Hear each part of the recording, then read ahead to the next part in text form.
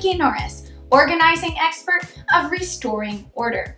Today, we're going to talk about starting to office from home. Now, as the global workforce moves homeward, I have some practical strategies for you to set up a successful home-based workplace. Now, I personally have been officing from home since 1999, and I love it. I get to save money on gas.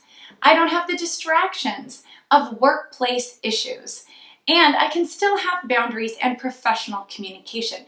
Best of all, I get to be with my family, pour my fancy tea, and have more balance in my life. When you start to work from home, embrace the opportunity. Some people get a little flustered when they begin working from home, but there's no need for that. It is actually a fantastic conservation of your top resource, which is time. And it gives you the opportunity to even maybe reclaim some things that you've been neglecting a little bit. A little extra family time, some time for personal self-care, and time to regain perspective. Now that you've embraced the opportunity to work from home, it's time to choose the location in which you will office. It might seem obvious if there's a home office in your home. However, just because it's on the floor plan doesn't mean it's the right place for you to choose. Why? It might not have a door that can shut. It might be poor lighting. You just might not like being in there. A lot of my clients in the last 20 years just don't like being in their home office. It's not central enough to the family hub. So I'm just advising you to push the pause button before you assume. Walk around in the space. Decide if you like it. Decide if it needs an overhaul to suit you. And if that space really isn't going to work for you, you can carve a home office nook almost anywhere. Now, in this space that we organized, you can see a home office situated in a little window dormer in a top story of a home. So with a little creativity, you can select a location in your home for your home office that works for you. Wherever you decide to office at home, I want to give you two overlooked things to think about, and they're very basic but really practical. The first is lighting. We humans flock to the light.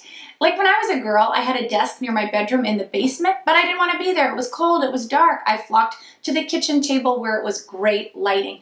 You want your home office to have a place with excellent lighting, especially if you're going to be doing video calls.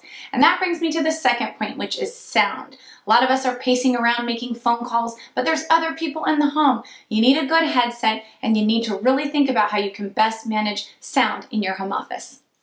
So you don't feel confined in your home office, set up flexible workstations throughout your home for different types of work.